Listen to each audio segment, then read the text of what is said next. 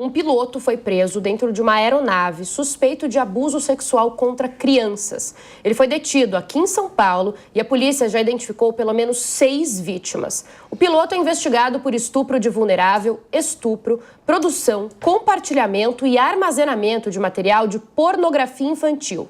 E ainda tem mais. 2 mulheres foram presas. Uma delas, avó de 2 vítimas. A outra detida é mãe de uma vítima e no celular dela foram encontradas imagens de abuso sexual infantil. O piloto admitiu conhecer as vítimas, mas negou os crimes. As investigações desse caso bárbaro continuam. É até difícil saber o que perguntar, né, Cíntia? Acho que isso mostra um pouco que a gente fala muito aqui, que muitas vezes, em casos de abuso contra mulheres, contra crianças, as pessoas são muito próximas, né? Às vezes até dentro de casa. Na verdade, esse é o grande problema, pela razão pela qual esses crimes passam muitas vezes à larga. O abusador, muitas vezes, ele tem uma máscara social que é de tal forma que o coloca acima de qualquer suspeita. Então, muitas vezes infelizmente, um vizinho, um tio, alguém que frequenta a casa e, nesse caso, esse piloto. Curiosamente, eu conheço uma pessoa que trabalhava com esse piloto e disse que, aparentemente, era uma pessoa normal, que você jamais falaria no convívio, uma pessoa agradável, assim, que você jamais falaria. Ou seja, não é como se estivesse estampado, né, na cara de ninguém. Tanto é fato que grande parte dos criminosos mais célebres no mundo eram pessoas cuja máscara social os colocava acima de qualquer suspeita. Muitas vezes líderes religiosos, pais amorosos, pessoas importantes na sociedade. Então, é um crime abjeto, é um tipo de coisa que, obviamente, né, como advogado, preciso dizer aqui que todo mundo tem o direito do contraditório, ampla defesa, mas o que tudo indica, realmente isso era algo real, né? E levantadas aí essas outras questões, as interligações com as mães, avós de pessoas. Então, é um desvio moral, social, que é imperdoável. Como é que você vai virar? Eu, particularmente, isso é só minha opinião, eu não acredito em ressocialização de uma pessoa dessa. Para mim, era questão de ficar preso, independente da nossa legislação, ficar preso lá para sempre, porque é uma pessoa dessa que é capaz de fazer um ato abjeto contra crianças, contra pessoas vulneráveis, é uma pessoa que não tem recuperação moral. Isso é só minha opinião, pode parecer radical, mas eu entendo que é muito. Você acaba com a vida dessas pessoas. Essas crianças, provavelmente, vão ter que passar pro resto da vida por terapia, por análise, e a chance de serem seres humanos quebrados é muito grande. Então, assim, as questões sexuais, elas estão dentro da liberdade de cada um. Se você está com pessoas que têm condições de consentir, é um problema seu. Isso entra numa outra seara, mas quando envolve crianças e adolescentes que são expostos por quem devia protegê-los, é algo... é medonho, é indizível. A Luciana queria falar, eu aproveito para colocar que a gente estava falando agora há pouco de internet, de como os vídeos mexem com isso, né, Lu, na campanha eleitoral, por exemplo, e também parece que facilita muito esse tipo de crime. Bia, eu posso falar porque eu atuei já em vários casos envolvendo crianças vítimas de abusadores. E esses abusos ocorriam dentro do ambiente. Não tem classe social. E digo mais, quanto mais alto é o nível intelectual do abusador, maior são as atrocidades que são cometidas. O grande problema agora que nós precisamos pensar essas crianças não podem ser revitimizadas, ou seja, serem colocadas daqui para frente para tratamentos. Não, o Poder Judiciário vai ter que ter um cuidado especial e não tem o que fazer. Isso é cada vez mais comum.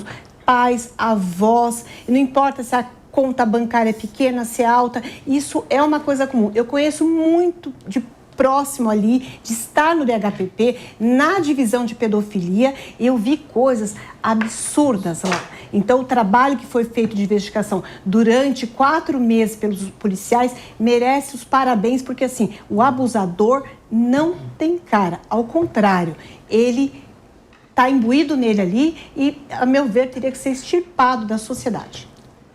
Ainda nesse assunto, o Superior Tribunal Federal decidiu por unanimidade afastar o ministro Marco Buzzi. Ele é alvo de 2 acusações por assédio sexual.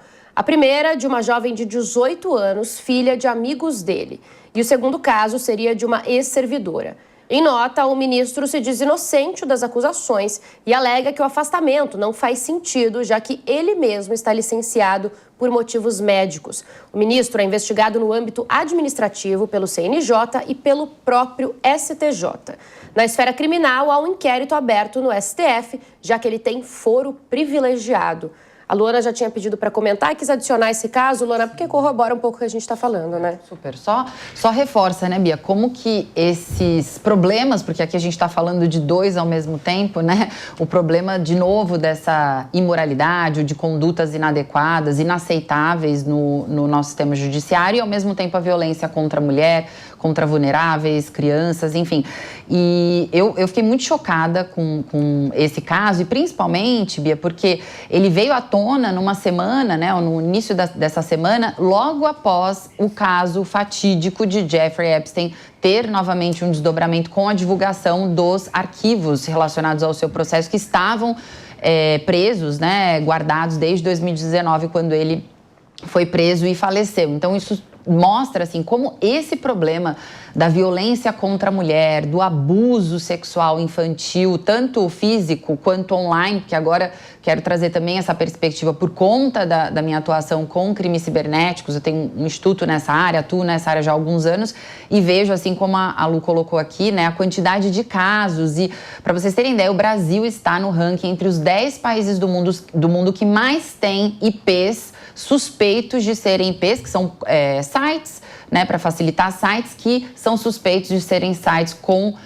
conteúdo de exploração sexual infantil. Isso é muito grave. A gente tem aqui a SaferNet, que faz um levantamento dessas denúncias, tem vários outros grupos que fazem acompanhamento desse caso e a gente não dá conta, inclusive o meu instituto, né, não dá conta da quantidade de denúncias que a gente recebe. Eu acho que esses casos estão sendo expostos e só mostram o quanto a sociedade está doente, e nós não sabíamos, né, no caso do Jeffrey Epstein, muito ligado ali ao poder, né, poderosos do mundo inteiro, não só dos Estados Unidos, envolvidos nesses crimes bárbaros que ele cometia, e corrobora com esse caso aqui do piloto, que é na mesma direção. Então, que a gente esteja no divã agora trazendo esses casos à tona, mas que consiga, de alguma forma, como sociedade, reverter, Bia, porque a situação realmente é muito grave, né? E o nível de exposição, e eu concordo com a Cíntia, eu acho que as penas mais duras deveriam ser direcionadas para esse tipo de crime, que não só tem capacidade de tirar uma vida, mas de acabar com uma vida ainda com a pessoa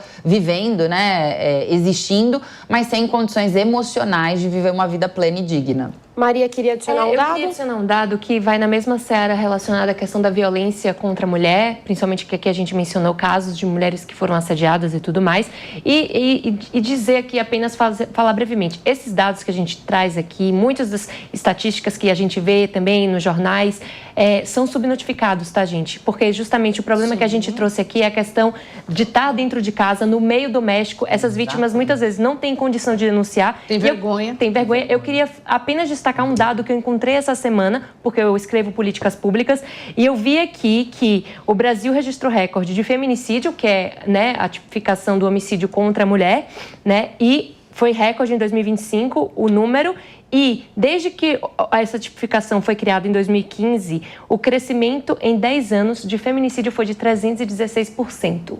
Então, eu queria só dizer, esse é um dado, o de assédio nem se fala, deve ser muito maior. Mas era isso que eu queria destacar, porque a gente ainda tem muito que evoluir como sociedade.